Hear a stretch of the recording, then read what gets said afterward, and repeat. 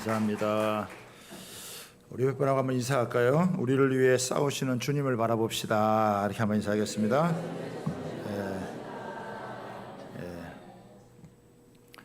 오늘은 눈에 보이는 전쟁과 눈에 보이지 않는 전쟁이라고 하는 제목으로 우리 하나님 말씀을 나누도록 하겠습니다. 오늘은 6.25 발발 73년이 되는 해입니다. 어제부터 시작해서 오늘까지 우리 삼천동에 있는 수변공원에서 2군단 주관으로 전승 기념 행사를 하고 있는 것 같습니다. 73년 전에 그날의 승리를 아마 되새기고 잊지 않기 위한 것인데 참 의미가 있다고 저는 생각을 합니다. 73년 전 6.25 날이 오늘과 같이 주일날이었습니다. 북한군은 새벽 4시에 남침을 해서 공격해왔고 우리 국군은 전혀 무방비의 상태였습니다. 다만 이제 춘천에서 전쟁을 감지를 하고 대비를 해서 유비무환의 자세를 갖고 대비를 해서 3일을 잘 지켜낸 것이 자유 대한민국을 지켜낸 큰 싸움이었다. 그래서 춘천 대첩이라고 하는 것을 우리 춘천 시민들은 여러분 알고 있습니다. 전쟁의 원인이 뭐냐? 정치적으로 보면은 미소 분할 신탁 통치에 있다고 할 수 있지만 영적인 차원에서 보면 일제 강점기에 신사 참배와 연루되어 있다라고 하는 것을 우리가 알 수 있습니다. 제가 주보에 계속 이 신사 참배에 대한 것을 지금 연재를 하고 있는데 여러분들이 꼭 보시고 다니엘이 자신과 민족의 죄를 회개했던 것처럼 우리도 이런 죄가 어떤 것인지를 정확하게 알고 하나님 앞에 회개하는 것이 여러분 필요합니다. 그래서 우리가 역사를 바르게 또 인식하고 또 나아가는 게 굉장히 중요하다 이렇게 여겨집니다.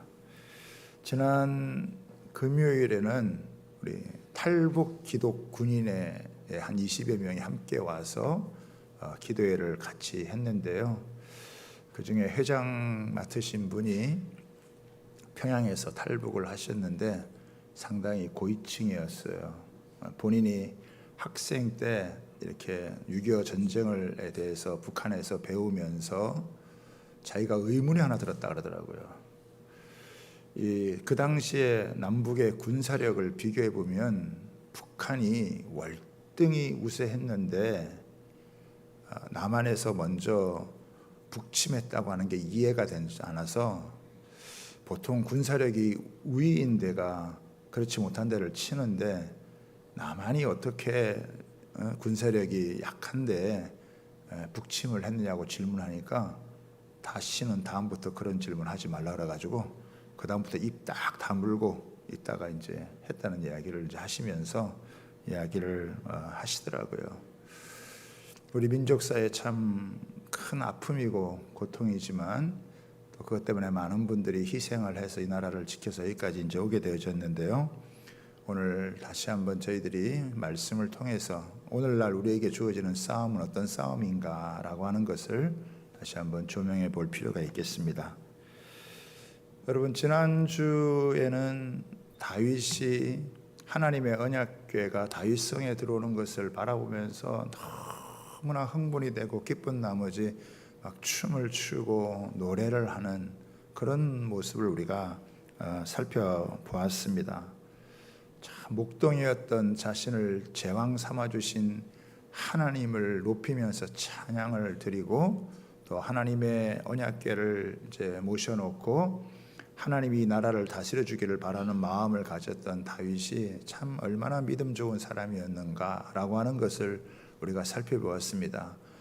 다윗은 이 하나님의 언약궤를 모셔다 놓고 그냥 모셔놓고 끝나는 것이 아니라 다윗의 장막이라고 해서 24시간 동안 수많은 사람들이 이 레위인들이 하나님을 찬양하고 경배하도록 여러분 했다라고 하는 거예요. 그래서 다윗의 장막하면 끊이지 않고 하나님을 찬양하고 예배한 이런 그것을 상징을 하는 거거든요. 다윗은 이제 여기서 그치지 않고 하나님께 성전을 지어드리고 싶다 이런 마음을 가졌습니다. 자기는 왕이 되어져서 백향목 궁에 살아가는데 하나님은 이 성막, 그러니까 천막 같은 데 계시니까 내가 이스라엘의 왕인데 백향목 궁에 사는데 나를 왕 삼아 주신 하나님이 더 높으신 분인데 어떻게 이 장막에 두게 하실까? 하나님 앞에 성전을 지어드리면 좋겠다 이런 마음을 가졌는데, 선지자였던 나단도 이 이야기를 듣고 굉장히 기쁘게 여겨서 왕의 마음에 소원에 있는 대로 하라고 이렇게 촉구를 합니다. 그러나 하나님의 생각은 조금 달랐어요. 다윗은 피를 많이 흘렸기 때문에 성전을 짓기는 합당하지 않고 성전은 그의 아들 때에서 지으라고 하셨어요. 그렇지만 다윗의 마음은 하나님께서 받으셔서 다윗을 어마어마하게 축복을 해줍니다.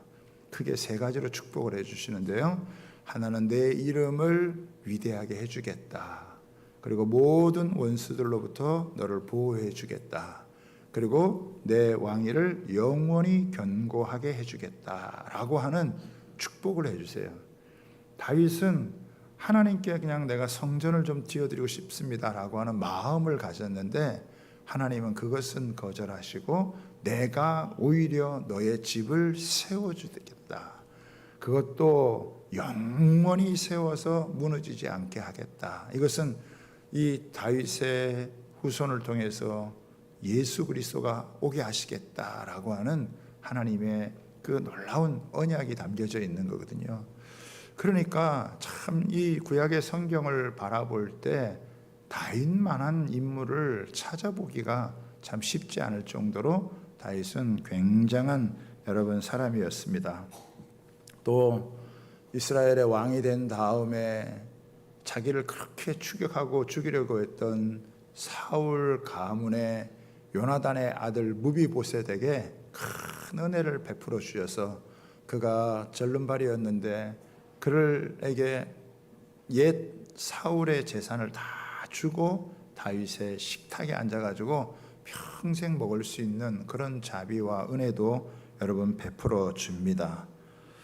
그러니까 다윗은 참 인간적으로도 너무나 매력적인 그런 사람이고 영적으로는 다윗만큼 하나님과 이렇게 친밀한 관계를 맺은 사람이 참 없을 정도로 아주 영적인 사람이었고 의리가 있는 사람이었고 아주 신사적인 그런 여러분 사람이었습니다.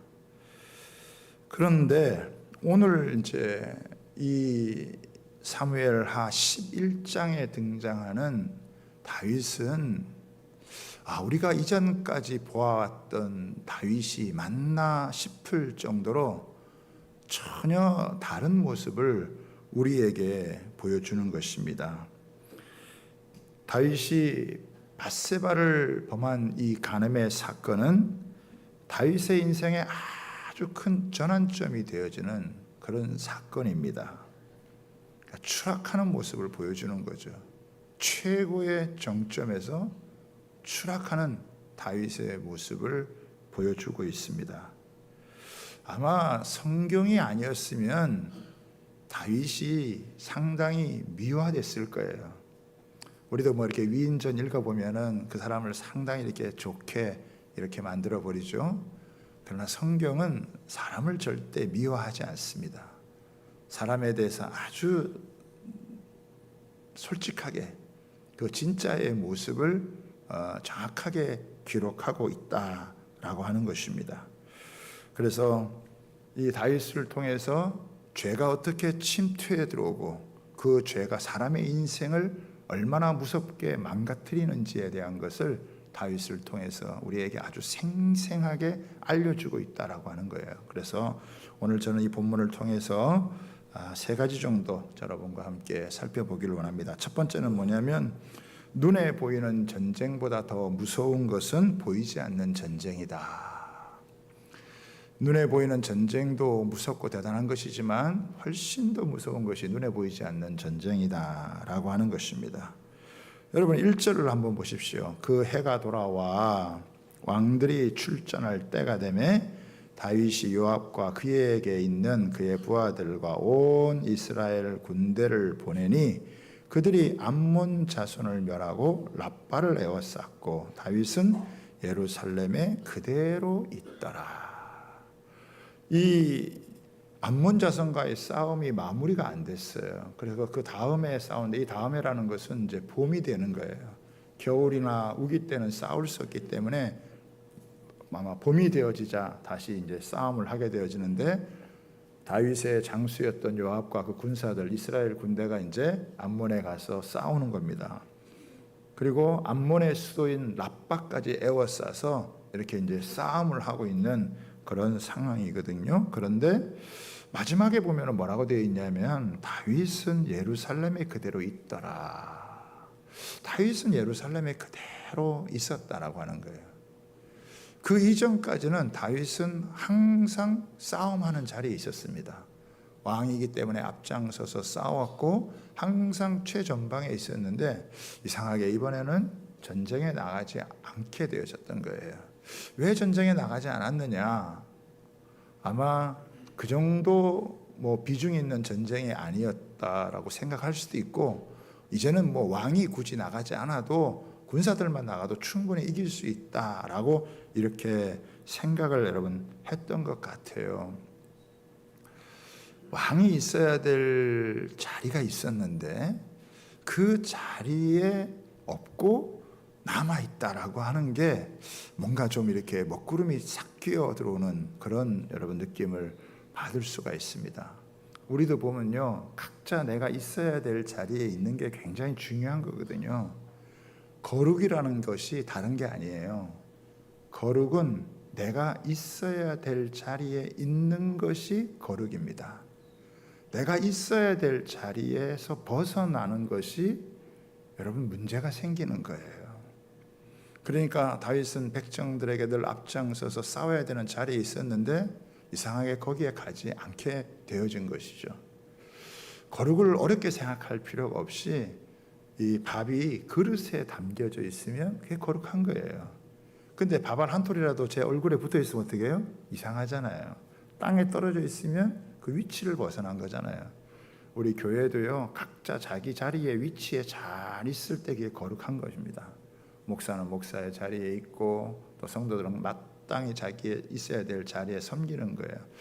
그런데 이제 다윗이 있어야 될 자리가 있었는데 그 자리에 가지 않고 다윗이 이제 남아 있게 되어진 것이죠. 홀로 남은 다윗이 아마 늦게까지 잠을 잤는지 저녁에 그 왕궁 옥상에 이렇게 거닐다가 한 여인이 목욕하는 모습을 봤는데 그게 너무 아름다워 보이는 거예요.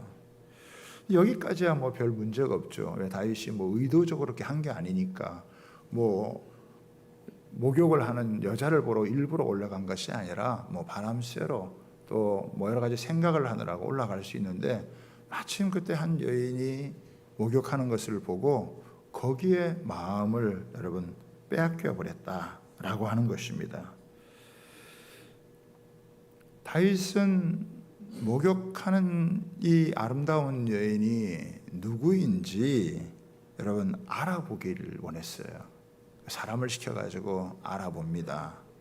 그랬더니 그녀는 엘리암의 딸이요 햇사람 우리아의 아내였습니다. 그러니까 그녀는 이미 결혼을 했고 그녀의 남편은 지금 전쟁 중에 나가 있는 자신의 신하였고 장수였습니다. 그러면 이거 더 이상 진도를 나가면 안 되겠구나라고 딱 멈춰야 되는데 다윗이 여기에서 멈추지를 않았습니다. 왜 다윗이 멈추지 않았을까? 왜 멈출 수 없었을까? 분명히 유부녀고 자기 장수의 아내라고 하면은 그거 더 이상 진행이 되면 안 되는 것을 뻔히 알면서도 그렇게 영적이고 신실했던 다윗이 왜 그것을 멈추지 못했을까? 여러분, 세상에서 제일 어려운 게 사람 마음을 지키는 것입니다.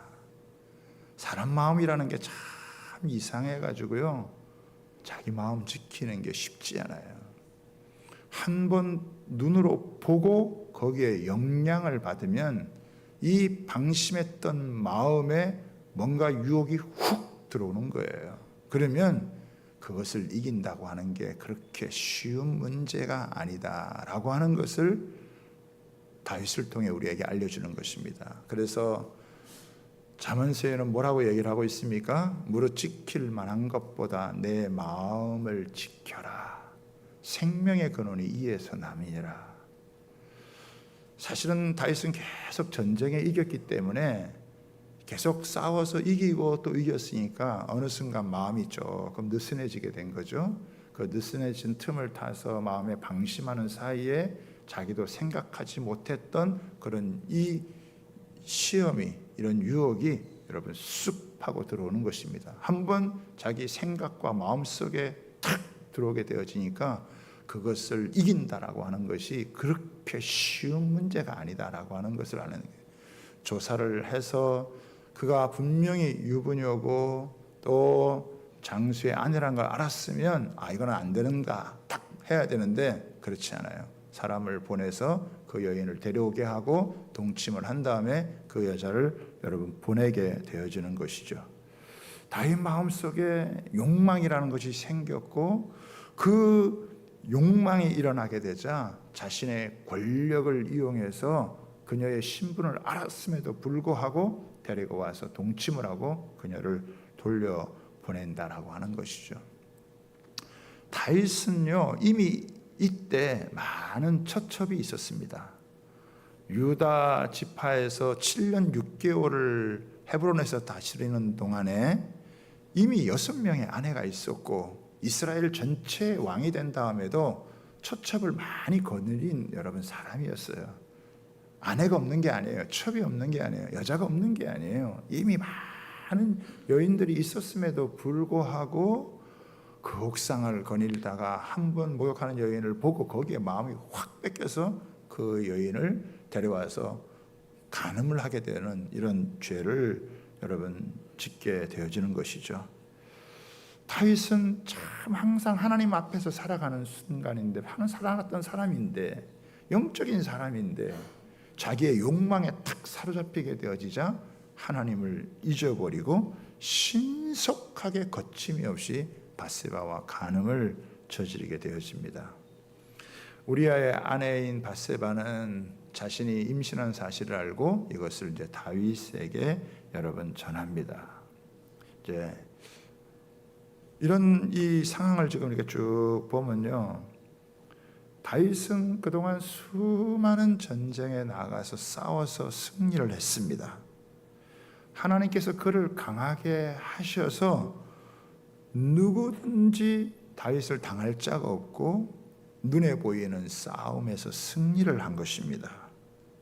그런데 지금 눈에 보이지 않는 전쟁, 다시 말하면 자기의 정욕과의 전쟁에서 처절하게 실패하고 있는 모습을 지금 보여주고 있습니다.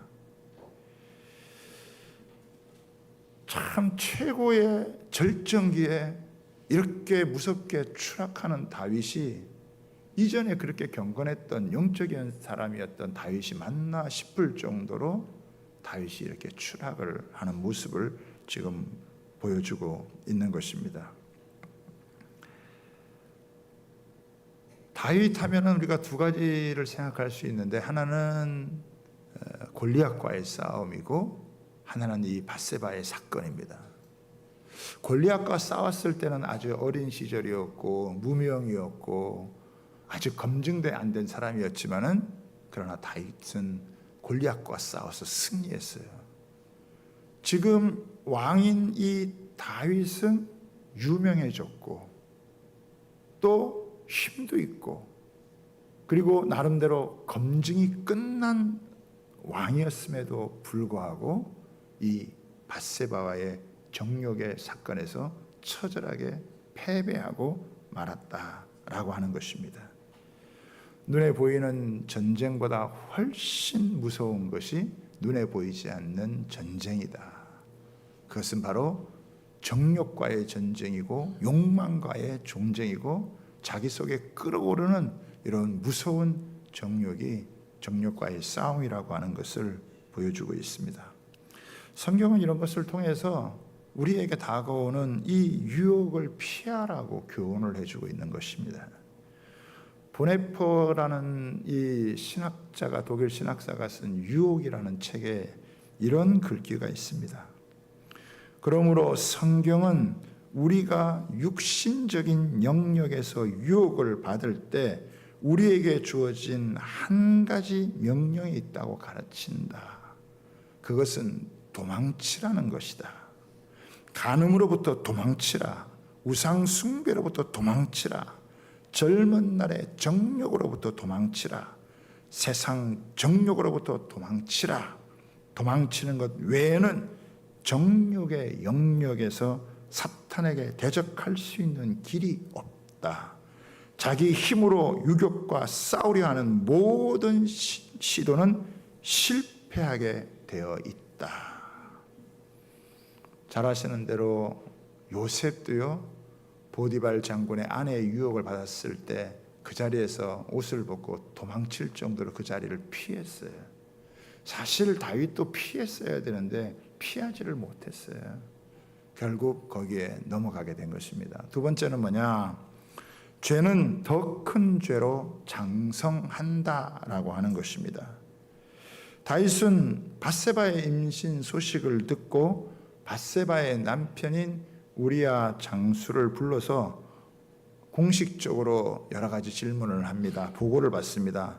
요압과 군사들의 안부는 어떠하냐, 전쟁은 어떠하냐, 이런 공식적인 브리핑을 여러분 받게 되었어요. 그러나 다윗이 우리아를 부른 진짜 이유는 우리아를 집에 보내서 아내와 동침하게 하여서 밧세바가 임신한 아이가 다윗의 아이가 아니라 우리아의 아이라고 하는 것을 믿게 만드는 아주 사악한 계획을 가지고 불렀다는 것입니다. 보통 사람 같으면 왕이 명령도 했고 전쟁에 나가서 오랜 시간이 있었으니까 아내도 보지 못했으니까 집에 갈 법도 한데, 이 우리아가 얼마나 충성된 사람이었는지 집에 가지 않고 궁정에서 그냥 그 부하들과 함께 왕궁 문에서 더불어 잡니다. 이 사실을 나중에 보고받은 다윗이 물어봐요. 왜 그랬느냐라고 물어보니까 11절에 이렇게 대답을 합니다. 같이 한번 읽어볼까요?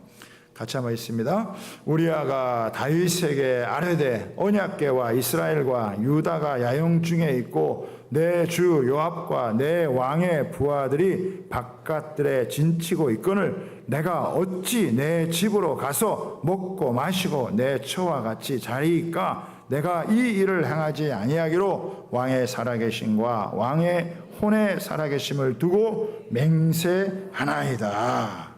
그러니까 얼마나 충성된 사람인지, 얼마나 신실한 그런 장수였는지, 이런 전쟁 상황에서 나 혼자 집에 가서 먹고 마시고 아내와 잠을 잘 수 없다라고 여러분 단호하게 거절을 여러분 한 것입니다. 다윗이 이 이야기를, 장수의 이야기를 들었으면 야, 내가 이런 충성된 장수에게 못할 짓을 했구나, 이러면 안 되겠다라고 거기서 탁 멈췄으면 좋겠지만 멈추질 않았어요. 왜 그러느냐? 죄가 장성하고 있기 때문입니다.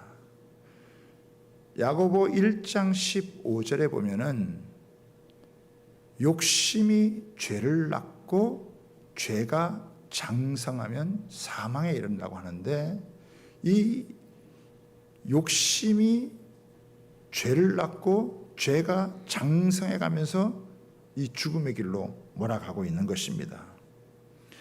다윗은 우리아가 맨정신으로 그냥 집에 갈 수 없다는 것을 알고 또 한 번 계획을 세워요. 그 계획은 뭐냐면 12절에 내일 내가 너를 다시 보내리라 이렇게 거예요.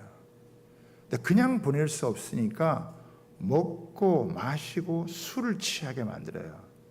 그냥 가기는 어려우니까 술 취하면 사람이 본능적으로 움직이기 때문에 자기 집에 가게 한다는 것이죠.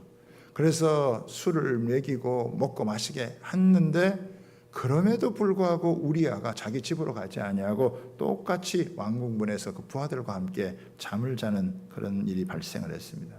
그만큼 이 우리아라고 하는 장수는 아주 신실한 여러분 장수였어요. 그러니까 이렇게 해가지고는 안 되겠구나 라고 하는 것을 판단을 여러분 다윗이 한 거죠. 야, 그러면 다윗이 여기서도 좀 멈췄으면 얼마나 좋겠습니까마는 다윗은 여기서도 멈추지를 않습니다. 한 단계 더 나가는 거예요. 그거는 뭐냐면은 이 충성된 우리아 장군을 죽일 계획을 하는 거예요. 자기에게 찾아온 이 욕망이 간음죄를 범하게 하고 그 죄가 무마시키려고 하고 그 죄를 다 이렇게 덮으려고 하다가 그것이 안 되자 이제는 그 장수를 죽이려고 하는 그런 참 있을 수 없는 해서도 안 되는 그런 무서운 짓을 그런 음모를 지금 꾸미고 진행을 여러분 한다는 것이죠. 밤새 아마 고민을 하던 다윗은 결국 확실한 묘책을 하나 찾아내는데 그게 15절에 있습니다. 다윗의 군대 장관이었던 요압에게 편지를 써서 보내면서 뭐라고 얘기를 하느냐. 그 편지에 써서 이르기를 너희가 우리아의 맹렬한 싸움에 앞서 세우고 너희는 뒤로 물러가서 그로 맞아 죽게 하라 하였더라. 그렇죠? 이건 무서운 음모죠. 자기의 그 신실한 그 충성된 그 신하를 그 전쟁의 앞에 내세워 가지고 그를 죽이게 만드는, 그리고 그 편지를 우리아의 손에 들려보냅니다. 우리아는 그 편지 내용이 궁금했을 거지만 그래도 왕의 편지이기 때문에 자기가 뜯어보지도 않고 그대로 바쳐요. 어떻게 보면은 참 자기의 사망 신고서가 될 수 있는 그 편지를 그대로 참 전달하는 그런 모습을 여러분 갖게 되어집니다. 결국 위장 전투를 통해서 우리아를 죽게 하라는 여러분 그곳에 그대로 결국 우리아는 전쟁터에 나가서 죽게 되어집니다. 겉으로 보기에는 우리아는 전쟁에 나아가서 나라를 위해 싸우다가 죽은 영웅이었어요. 그러나 실상은 뭡니까? 살인을 당한 거예요. 영웅의 죽음으로 꾸며진 살인이 이렇게 이스라엘 안에서 벌어지게 된 것입니다. 여러분, 죄라는 게 이렇게 무서워요. 죄는 가만히 있지 않습니다. 죄는 더 커지고 더 교묘해지고 더 많은 사람들을 올가묶어서 그들을 파멸로 이끌어가는 것을 보여준다고 하는 거예요. 죄의 파괴력이라고 하는 것이 얼마나 무서운지 여러분 우리에게 보여주는 것이죠. 작게 시작한 일이지만 그게 얼마든지 커질 수 있다는 걸 보여줘요. 도박이라는 것도 그렇죠. 처음에는 뭐 작게 시작한 도박이 나중에는 뭐 눈덩이처럼 불어나서 감당할 수 없는 그런 일로 번지는 경우도 많습니다. 그 과정이 얼마나 교묘하고 치밀하게 엮여져서 가게 되어지는지. 사실 밧세바도 자기는 이미 남편이 있으니까 왕이지만 안 된다고 다 할 수 있는 거절을 해야 되는데 그런 이야기가 별로 없어요. 요압이라고 하는 장군도 신실하고 충직한 이 우리아 장군을 죽이라고 했을 때 여기에 대해서 의문을 가지고 왜 그런지에 대한 것들을 물어봐야 돼. 거기에 대한 언급이 아무것도 없습니다. 이런 죄와 죄들이 얽히고 설켜가지고 이렇게 서로 파멸의 구덩이로 가게 되어지는 큰 죄악으로 엮여져 가고 있는 이런 무서운 일들이 벌어지고 있다라고 하는 것을 여러분 보여주고 있습니다. 지금도 마찬가지죠, 여러분. 이게 뭐 옛날 그냥 다윗 때만 이야기겠습니까? 지금도 이 사회와 세상 가운데서 얼마든지 벌어지고 있는 그런 일들이 있다는 거죠. 겉으로 보기에는 미화되고 포장되어져 있지만 그 실상을 파고 들어가면 아주 무서운 이런 음모들이 여러분 사람과 사람 사이에 이렇게 벌어지고 있다라고 하는 것을 우리는요 알 수가 있습니다. 마지막 세 번째입니다. 하나님은 모든 것을 지켜보시고 공의로 다스린다라고 하는 것입니다. 우리아가 전쟁에 나와서 싸우다가 전사한 것은 이 일로 다윗이 행한 악도, 우리아 아내의 임신 문제도 깨끗하게 해결되는 것처럼 여러분 보였습니다. 다윗은 우리아가 죽었다라고 하는 소식을 접하게 되어지자 요압에게 전령을 보내서 이렇게 이야기를 합니다. 이 일로 걱정하지 마라. 칼은 이 사람이나 저 사람이나 삼키느니라.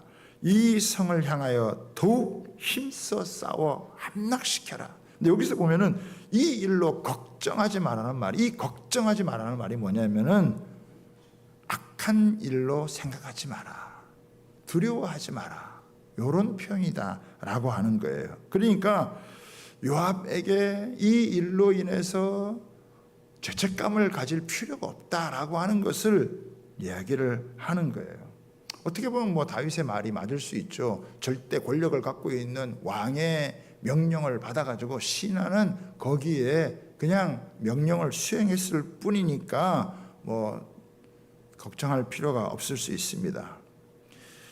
그러나 우리아의 이 죽음은 그냥 우발적인 죽음이 아니라 다윗 자신이 자신의 악을 돕고 왕권을 유지하기 위한 아주 간교한 음모로 저질러진 이런 희생의 역사라고 하는 것입니다. 어떻게 보면 이 다윗이 조직적인 범죄를 행한 거예요. 그것도 이 충직한 이 신하를 갖다가 살인을 하게 되어진 거죠. 왕이 백성을 돌아보고 살펴야 되고 또 이스라엘의 목자로 삼아져 가지고 해야 될 사람이 오히려 자기 신하를 이렇게 죽음으로 내몰고 그의 아내를 이렇게 데리고 오는 이런 참 말로 다 할 수 없는 이런 일들을 여러분 저지르게 되었다라고 하는 거예요. 그러나 이제 우리아는 죽게 됨으로써 이제 이 모든 것들이 다 어떻게 보면은 합법적으로 처리되는 것 같습니다. 우리아의 아내는 다윗의 아내가 되었고 이 두 사람은 즉각적인 보상을 받아서 임신한 아들이 여러분 태어나게 되어집니다. 사람들이 보기에는 이제 이 아이는 합법적으로 다윗의 아들로 여겨지는 거예요. 죽은 우리아의 아내도 다윗의 아내가 되었고 간통해서 낳은 아들도 합법적인 다윗의 아들이 되어지네요. 완벽하게 완전 범죄가 여러분 저질러지는 것 같아요. 알고 있는 사람은 아무도 없고 딱 한 사람 요압인데 요압은 다윗의 신임을 받기 위해서 입을 함부로 놀리지 않는 사람이니까 모든 것이 완벽하게 딱 여러분 정리가 되는 것 같습니다. 만약에 이야기의 끝이 여기서 끝난다고 한다면 우리들의 신앙은 흔들릴 거예요. 악을 행한 다윗이 아무런 제재를 받지 않았다. 아마 이렇게 끝났다면 우리가 이 땅 가운데서 제대로 믿음을 지키고 여러분 살아갈 수 없을 것입니다. 그래서 마지막 구절이 굉장히 중요한 겁니다. 맨 마지막 구절을 볼까요?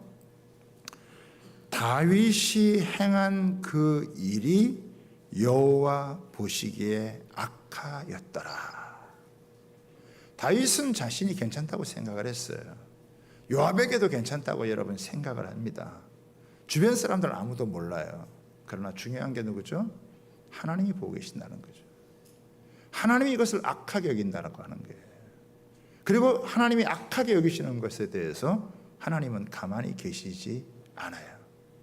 심지어 그렇게 하나님을 기쁘시게 했던 다윗, 하나님에게 엄청난 축복의 약속을 받은 다윗이라 할지라도 그 죄를 짓는 것에 대해서 하나님은 가만히 계시지 않는다는 거예요. 그 증거가 뭐냐? 그 태어난 아이가 바로 죽습니다. 그리고 다윗의 목사였던 나단이 그를 향하여서 무서운 경고를 하게 되어지는데, 사무엘하 12장 10절에 보면은 칼이 내 집을 영원히 떠나지 않게 되리라. 그로부터 다윗의 집안에는 무서운 피비린 나는 전쟁이 벌어지게 되어져요. 결국 아들 압살롬이 아버지를 반역해서 쫓아내어지는 그런 일들이 벌어지면서 다윗의 남은 20년이 굉장한 고통과 아픔 속에 보낸다. 물론 하나님께서 사울처럼 다윗을 버리지는 않았어요. 버리지 않겠다고 약속을 했기 때문에. 그렇지만 하나님이 주신 구원의 은혜를 풍성하게 누리기보다 그 죄악 가운데에서 그 죄에 대한 대가를 아주 처절하게 맛보는 그런 삶을 살아간다라고 하는 것이죠. 야고보 1장 15절에 욕심이 잉태한즉 죄를 낳고 죄가 장성한즉 사망을 낳느니라. 여러분, 이 말씀이 다른 사람도 아니고요, 다윗에게 참 적용되고 있다라고 하는 것이 참 너무 놀랍지 않습니까? 우리를 충격적으로 만드는 거예요. 지금까지 살펴본 다윗하고는 너무나 다른 모습입니다. 그렇지만 성경이 이걸 통해서 얘기하는 것이 뭐냐? 다윗도 온전할 수 없다라고 하는 것입니다. 그래서 우리는 에베소서 4장 27절의 말씀을 가슴에 잘 새겨야 됩니다. 마귀에게 틈을 주지 말라. 마귀에게 틈을 주지 말라. 마귀는 우리에게 보이는 작은 틈을 비집고 들어와서 무섭게 우리의 인생을 죄로 파멸시키는 존재라는 거 하는 것입니다. 다윗이 무너졌습니다. 우리라고 예외가 아니다라고 하는 거예요. 다윗의 죄는 기록되어졌을 뿐이고 우리의 죄는 기록되어지지 않은 것뿐이라는 거예요. 하나님이 우리와 함께 하시면 천사와 같이 살 수 있지만 하나님을 떠나가게 되어지면 마귀처럼 살아갈 수 있다는 거예요. 하나님이 우리와 함께 하시면 우리가 천국 같은 생활을 할 수 있지만 하나님이 떠나가면 지옥과 같은 생활을 할 수 있다라고 하는 것을 성경이 우리에게 교훈해 주고 있는 것입니다. 고린도전서 10장 20절에는 이렇게 이야기를 해요. 그런즉 선줄로 생각하는 자는 넘어질까 조심하라. 저는 70년 전에 종전이 되어지고 남북이 체제가 갈려진 다음에 대한민국은요, 여기까지 수많은 일들을 겪으면서 성장하고 성공했습니다. 대한민국은 그야말로 전 세계가 유례를 찾아볼 수 없을 만큼 성공한 나라예요. 그러나 눈에 보이지 않는 무서운 전쟁이 지금 이 나라 안에 강력하게 역사하고 있다는 것을 저만 인식하는 건 아니겠죠. 눈에 보이는 전쟁은 이겨서 나라가 여기까지 발전해 왔지만 눈에 보이지 않는 무서운 전쟁이 지금 치열하게 우리 사회에 벌어지고 있어요. 지금 우리 사회는 음란의 죄가요, 말할 수 없습니다, 여러분. 음모라고 하는 거, 얼마나 사회에 깊숙이 마약이라는 게 퍼져 있는지 사람들의 정신, 멘탈이 나가고 있다라고 하는 것을, 조그만 유혹에도 시험에도 자기 자신을 지킬 수 있는 능력이 없어서 무너지는 사람들이 얼마나 많아요. 수많은 공직자들이 그렇고요, 자기를 지켜야 될 사람이 자기 자리를 지키지 못하고 있는 모습을 우리는 최근에 뉴스를 통해서도 보잖아요. 나라를 위해서 섬기라고 뽑아놓은 국회의원이 엉뚱한 짓을 여러분 하는 모습을 우리는 그런 것들을 보고 있는 거예요. 돈에 대한 유혹, 성에 대한 유혹, 지금 사회의 기존 질서들이 무너져 가면서 지금 치열한 젠더 싸움이 지금 벌어지고 있고, 이것이 한번 뚝 터져서 무너지게 되면 이 사회는요, 어디로 갈지 모를 만큼, 북한의 핵도 경계해야 되지만 사람들의 도덕성이 무너지고 있는 거, 사람들의 정신이 무너져 있는 거, 마음이 무너져 내려고 있는 거, 이런 성적이고 이런 방종의 위험이 여러분 너무 가까이에 도사리고 있다라고 하는 거, 우린 지금요 무서운 싸움을 싸우고 있는 거예요. 70년 동안 전쟁이 멈춰지고 평화를 이루어진 것처럼 보이지만 사회 전체를 갉아먹을 만큼의 무서운 보이지 않는 전쟁이 벌어지고 있다는 거예요. 아마 저와 여러분들도 예외는 아닐 거예요. 너무나 쉽게 접할 수 있는 그런 매체들이 조금만 눈을 감으면 얼마든지 사람을 속이고 얼마든지 자신을 이용해가지고 할 수 있는 일들이 너무 많기 때문에 그런 일은 여러분 대수롭게 생각하지 않고 갈 수 있다라고 하는 거예요. 내가 뭐 교회 다녀주고 돈도 내고 헌금도 하니까 뭐 이 정도 하는 것은 하나님 봐주겠지. 그렇지 않아요, 여러분. 그렇게 영적인 다윗도 하나님이 그것을 악으로 생각하는 거예요. 내 자신도 괜찮다, 사람들이 괜찮다, 그래서 괜찮은 게 아닙니다. 하나님이 괜찮지 않다라고 하는 거, 그거 계속하는 거 무덤을 파는 짓이에요. 아무리 높은 지위에 올라갔더라도, 아무리 권력을 갖고 있더라도, 아무리 돈을 갖고 있더라도 한번 추락하기 시작하면 막을 수가 없다는 것을 여러분 아셔야 돼요. 우리는요, 정욕과의 싸움을 싸우고 있어요. 무서운 욕심과의 싸움을 여러분 싸우고 있다는 것을 여러분 아셔야 돼요. 골로새 4장 2절에 보면 기도를 계속하고 기도에 감사함으로 깨어 있어라. 하나님 앞에서 계속 깨어 있어야 된다. 깨어 있어야 된다. 거룩이 무너지면요, 집안이 다 무너지는 거예요. 아내가 조금만 마음을 달리하면요, 가정이 나면, 남편이 조금만 마음을 달리 먹으면요, 그냥 가정이 날아가는 거예요. 직장과 사회가요, 그냥 조금만 이권의 마음을 돌리면요, 날아가는 거예요. 사랑하는 여러분, 자신을 세속에 물들지 않게 지켜나가는 게 얼마나 중요한지 몰라요. 우리는요, 가장 중요한 싸움인 거룩의 싸움을 하는 거예요. 우리 안에 선한 것이 없다는 게 문제예요. 하나님이 우리를 지켜주지 않으면, 우리가 하나님을 적극적으로 모시지 않으면요, 언제든지 무너질 수 있다라고 해요.